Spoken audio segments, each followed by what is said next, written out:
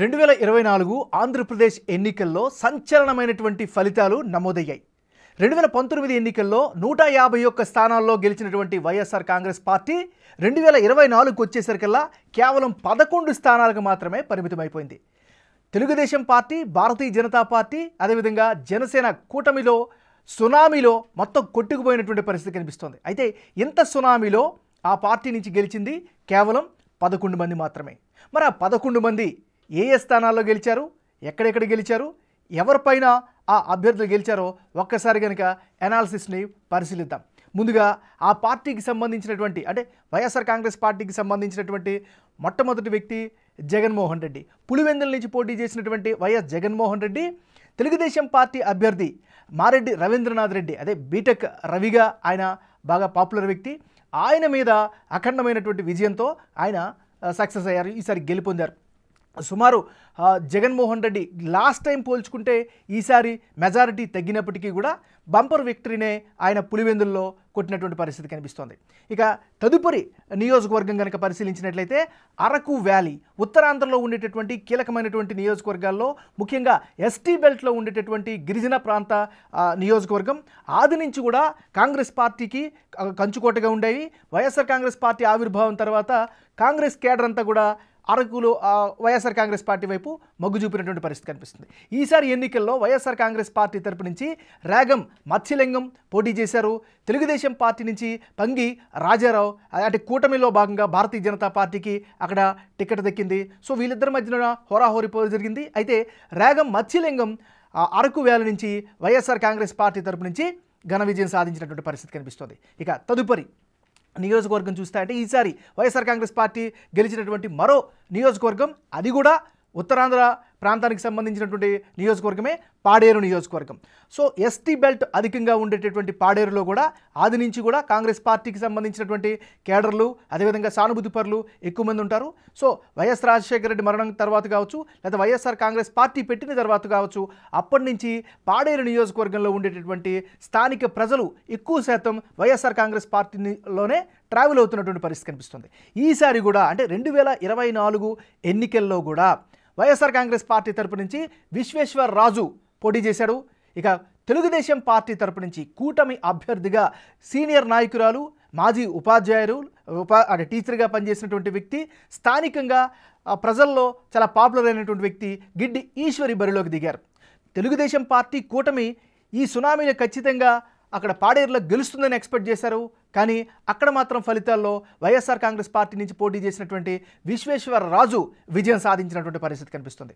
ఇక నెక్స్ట్ తదుపరి నియోజకవర్గాన్ని కనుక మనం ఒకసారి పరిశీలించినట్లయితే ఎర్రగొండపాలెం. సో ఉమ్మడి ప్రకాశం జిల్లాలో ఉండేటటువంటి ఎర్రగొండపాలెం, ఈ ఎర్రగొండపాలెం యొక్క చరిత్ర కూడా మనం పరిశీలిస్తే తెలుగుదేశం పార్టీ ఆవిర్భావం దగ్గర నుంచి కూడా ఎర్రగొండపాలెంలో పెద్దగా తెలుగుదేశం పార్టీ భారీ విక్టరీలు కొట్టినటువంటి చరిత్ర అయితే లేదు. సో అక్కడ కూడా కాంగ్రెస్ పార్టీ బలమైనటువంటి స్ట్రాంగ్ ఓట్ బేస్ ఉన్నటువంటి ప్రాంతం. తర్వాత సంప్రదాయబద్ధంగా వైఎస్ఆర్ కాంగ్రెస్ పార్టీకి ఎర్రగొండపాలెంలో ఆ ఓట్ షేర్ కంటిన్యూ అవుతున్నటువంటి పరిస్థితి కనిపిస్తుంది, ట్రావెల్ అవుతూ వస్తుంది. ఇప్పుడు 2024 ఎన్నికల్లో కూడా కీలకమైనటువంటి ఎన్నికల్లో ఉమ్మడి ప్రకాశం జిల్లాకు సంబంధించినటువంటి ఎర్రగొండపాలెం నుంచి వైఎస్ఆర్ కాంగ్రెస్ పార్టీ తరపు నుంచి తాటపర్తి చంద్రశేఖర్ టికెట్ దక్కించుకున్నారు, బరిలోకి దిగారు, అందులో పోటీ చేశారు. ఇక తెలుగుదేశం పార్టీ నుంచి గూడూరి ఎలక్షన్ బాబుకు టికెట్ దక్కింది. అయితే మొదటి నుంచి కూడా ఇక్కడ హోరాహోరీ పోరు ఎక్స్పెక్ట్ చేశారు. చివరి వరకు కూడా ఆ పోరు సినారియో అట్లానే కొనసాగింది.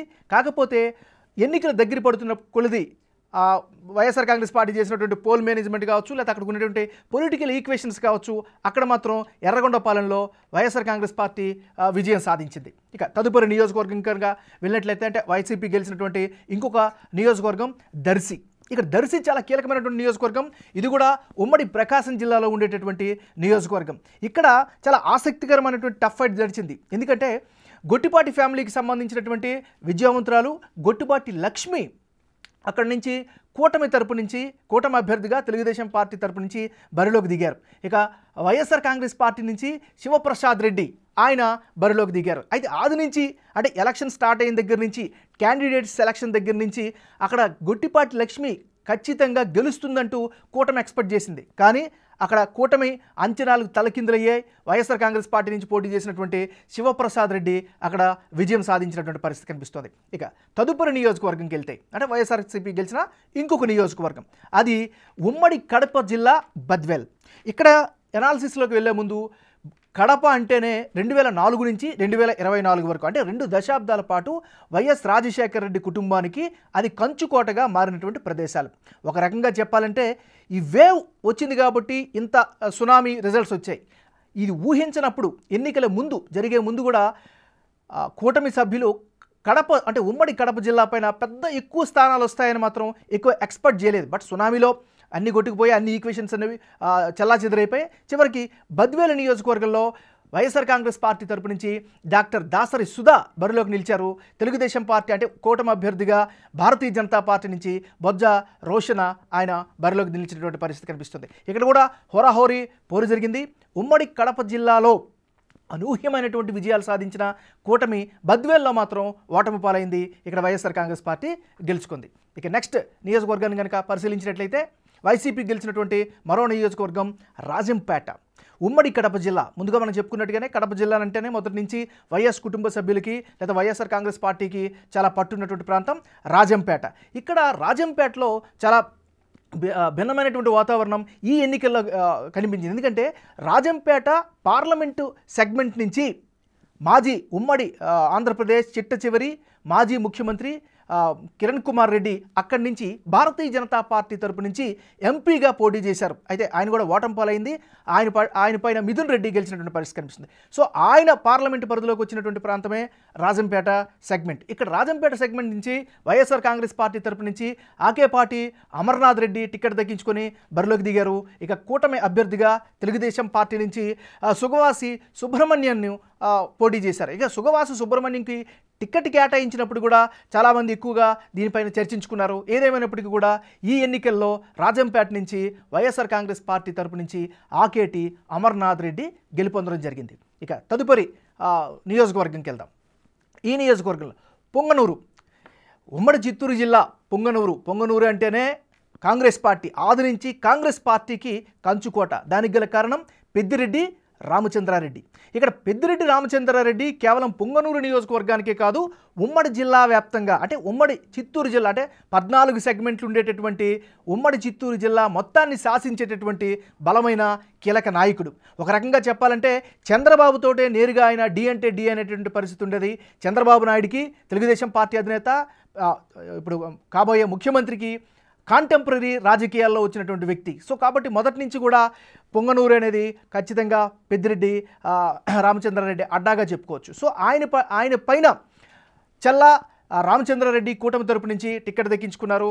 పెద్దిరెడ్డి రామచంద్రారెడ్డి పైన బరిలోకి దిగారు. అయితే మొదటి నుంచి కూడా పెద్దిరెడ్డి రామచంద్రారెడ్డి ఈజీగా గెలుస్తారు అని అందరూ ఎక్స్పెక్ట్ చేశారు. కానీ మారినటువంటి ప్రస్తుత ఈక్వేషన్స్ ప్రకారం చివరి వరకు పొంగనూరులో టఫ్ ఫైట్ జరిగింది. సంప్రదాయ ఓటింగ్ సరళికి భిన్నంగా ఈసారి పొంగనూరులో ఎలక్షన్ జరిగింది.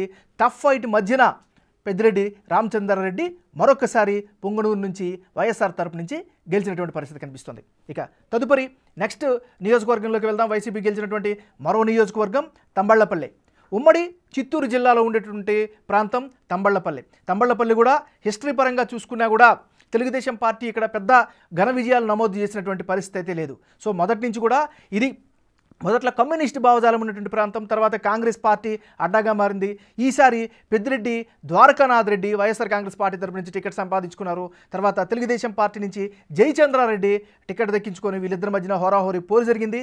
కానీ ఈ పోరులో వైసీపీ అభ్యర్థి పెద్దిరెడ్డి ద్వారకానాథ్ రెడ్డి విజయం సాధించారు. ఇక నెక్స్ట్ గెలుచుకున్నటువంటి 11 స్థానాల్లో నెక్స్ట్ నియోజకవర్గం ఏంటి ఒకసారి కనుక పరిశీలించినట్లయితే మంత్రాలయం. ఇది ఉమ్మడి కర్నూలు జిల్లాలో ఉండేటటువంటి నియోజకవర్గం మంత్రాలయం. ఇది కూడా ఆది నుంచి మంత్రాలయం నియోజకవర్గం కాంగ్రెస్ పార్టీకి చాలా ఎక్కువగా ఆదరిస్తూ వచ్చారు అక్కడ ఉండేటటువంటి మంత్రాలయం ప్రజలు. సో ఒక రకంగా వైఎస్ రాజశేఖర రెడ్డి తొలిసారి ముఖ్యమంత్రి అయిన 2004 నుంచి తీసుకున్నా కూడా మంత్రాలయం పైన ఆయన స్పెషల్ ఫోకస్ పెట్టారు. అక్కడ కార్యకర్తలకు అండగా నిలిచారు. సో దానివల్ల మంత్రాలయం సెగ్మెంట్ వైఎస్ జగన్మోహన్ రెడ్డికి ఈసారి కూడా అడ్వాంటేజ్ ఫ్యాక్టర్ అయింది. ఈసారి మంత్రాలయం నుంచి పోటీ చేసినటువంటి బాలనాగిరెడ్డి తన సమీప అభ్యర్థి రాఘవేందర్ రెడ్డి, తెలుగుదేశం పార్టీ నుంచి టికెట్ సంపాదించుకున్నటువంటి రాఘవేందర్ రెడ్డి పైన విజయం సాధించినటువంటి పరిస్థితి ఉంది. సో ఈ స్థానంలో కూడా అంటే మంత్రాలయంలో కూడా వైఎస్ఆర్ కాంగ్రెస్ పార్టీ గెలుపు బావుట ఎగరవేసింది. ఇక తదుపరి నియోజకవర్గం కనుక పరిశీలించినట్లయితే ముఖ్యంగా ఆలూరు, ఇది కర్నూలు జిల్లాలో ఉండేటటువంటి అంటే ఉమ్మడి కర్నూలు జిల్లాలో ఉండే మరో నియోజకవర్గం ఆలూరు నియోజకవర్గం. ఇక్కడి నుంచి విరూపాక్ష వైఎస్ఆర్ కాంగ్రెస్ పార్టీ నుంచి బరిలోకి నిలిచారు.